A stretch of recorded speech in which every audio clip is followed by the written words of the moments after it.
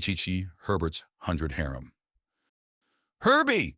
the kids announce as he arrives, and already he can see problems. They've clearly been watching cyberpunk anime, as the first thing he beholds is a blue spider tank. "Oh, hello there. Nice to meet you," the tank says to him, holding out a manipulator. "Hi, nice to meet you. You weren't supposed to be turned on until I got here," he says with a smile. "But I was just turned on right now, and you're here now," the spider tank answers. "I see now. Do you have a name? Are you a logic tree with a label, or is there someone's mind copied in there?" He asks the spider-shaped tank and considers whose brain might be in there.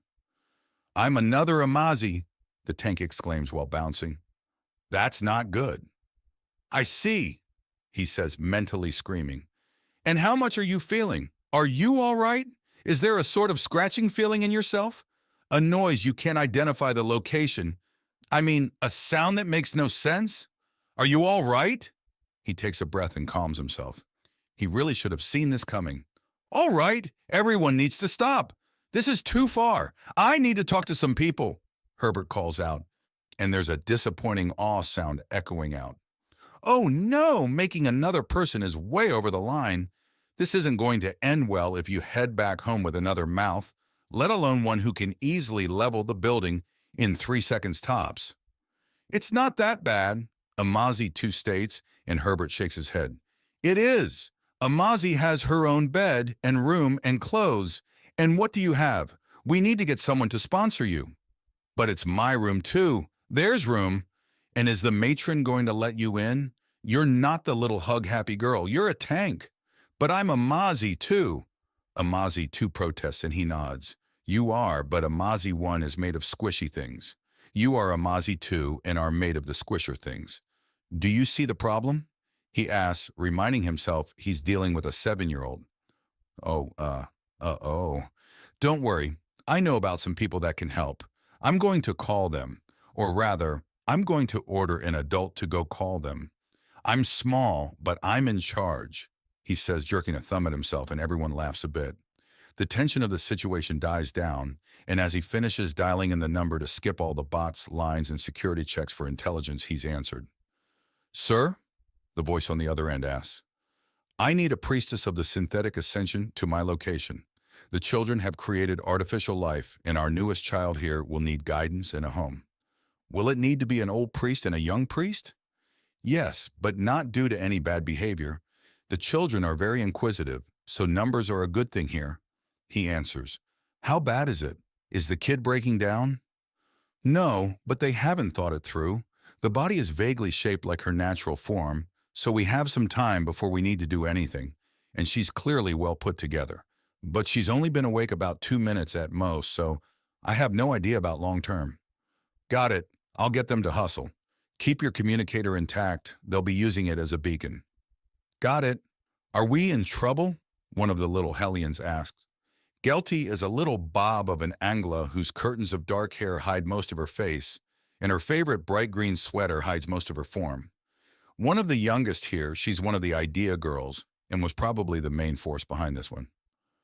Hard to say. What you did was incredible, but there's also a lot of danger. But we waited for you to be here before turning on the thing that has weapons on it. Yes, and that was very smart. But having a person inside it is, well, it's not what I was expecting. Amazi now has a sister in Amazi too, and I need to make sure she has a place all her own now. She needs someone to look after here, and there's no more room at your home, is there? Well, no, but that's why we made another Amazi and not someone else. She has a bigger room so she can fit someone else in there. She has a bigger room because she's a bigger species, and Amazi too is much bigger than Amazi. It's going to be a bad fit, so she needs her own space. You don't want to see, Herbert says. Am I in trouble? Am I wrong? Amazi too asks, rolling up to him. No, you are not. Maybe you could do with a body that's a little less dangerous. But no one born wrong. You were born this day, Amazi's digital sister. This is a happy thing, but we weren't fully ready for it, so there's some running around to make sure it all goes right. Get it? Oh, okay. Wait, does this make today my birthday? That's right, it does. Happy birthday, Amazi, too, he says, and there's a cheer from the kids. He decides to order some food and treats and see what the options for getting a digital treat are. He doesn't want the birthday girl to feel left out after all. She is Lady Gear. Her many segmented legs pump furiously as she races along to the secret clubhouse. The situation was absurd, as they usually were whenever humans were involved. Some of her orders liked them, others were cautious, but she was simply exasperated. Hopefully they wouldn't damage her chassis, but with humans you never know. It's difficult to make a proper synthetic body in the Whimper style. There are a lot of legs and it still needs to be hydrodynamic and at least somewhat buoyant. Are they simply compelled to get into trouble everywhere they go? Is it attracted to them like ferrous dust to magnets? Is a fundamental force like gravity or axiom? Because the reports on them are a very, very good case for just that. Even this one. A human cannot so much as watch a club of junior mechanics without them suddenly creating a synthetic person. How is that even possible? Lady Gear, are you all right? Her daughter asks. She gives her still organic child a smile. Her decision to be a mechanic and focusing on pushing technology until it was advanced enough for her to actually ascend with was a laudable goal, if a little high-clawed. I am fine, my daughter, she assures her child. Now we need to deal with this possible. She begins to explain before the door she has stopped in front of opens on its own accord, and she comes face to barrel with an anti-starship scale weapon. She switches her view to visual receptors imbued in her lower torso and can see the sparkling cameras of a very eager young brute, Archana, in the body of a massively dangerous weapons platform. Hi there, I'm Amazi. Oh, right, it's Amazi too now. Are you the lady here to help with my birthday? She asks, and Lady Gear smiles as she weaves around the cannon and then lowers her main body down to the appropriate level for the low-slung tank girl. Yes, dear child, I am, she says kindly. You all right there, Mom? Her daughter teases and gets a dirty look. Hey, kid, that's a cool body. Mind if I take a look at it? See if you want some upgrades? Upgrades? The tank girl asks, then gasps. Are you going to make me even more awesome? Let's take a look to see how cool you are now before I promise anything like that. You might already be too cool for me to improve. Her daughter promises to the cheer of the heavily armed and armored child, who wheels backwards to reveal a party going on with nearly a dozen children in attendance. There is no visible adult in sight beyond herself and her daughter, as one of the children walks up at a more sedate pace than the others, who are asking all about how her claws, legs, and synthetic body is put together. He has a treat in his mouth that he's slowly pulling in as he chews it, clearly unconcerned and in control. Then the sound of crashing starts, and he turns to see young Horshka girl on top of a modified hoverboard and careening out of control. He flickers through the air and sweeps the boy off the board safely and leaves it to slam into a far wall without hurting anyone. Lady Gear replays the image at a 1:1000 ratio and sees him easily maneuver around more akin to an acrobat than a normal man. The humans have hyper-trained children, or more likely this one has been rejuvenated into a child for no apparent reason. All right, Kruga, I know you didn't put that together yourself. Where's Naka? Herbert asks the Horshka girl, who smiles tuskily at him and points. Traitor, the Gob declares and rushes out of sight. Right, and why aren't you wearing a helmet like I told you? Helmets are boring. Helmets keep your head meat where it's supposed to be. But they're boring, Kruga protests. Then make them cool. Paint them all sorts of colors. Put fins on them. Make them awesome. Fins? Fins, wigs, fake hair. Put a mask on it too, and you can paint it to look like a skull, or shape it like one too. Make sure you've got a lot of good padding inside it, and it's comfy too. He calls after the now excited Horshka girl, who races off to talk to Naka. He then walks over to the still mostly intact hoverboard and fully deactivates it before setting it down. There is then a shifting in the axiom, and he is standing next to Lady Gear's daughter as she examines Amazi too. How is she looking? He asks, and the mechanic pulls herself out. Most of this is a combination of shoddy but solid and off-the-shelf but delicate. We need to get her into a better body, sooner rather than later. There's enough feedback that she won't starve for sensation right away. But it is going to wear at her. Everyone bouncing around and partying is giving her enough sensory input to stop her mind from going into a death spiral. But come nap time, shit, yeah, that's a problem. We'll need to rush a miniaturized brute Arshana frame for her.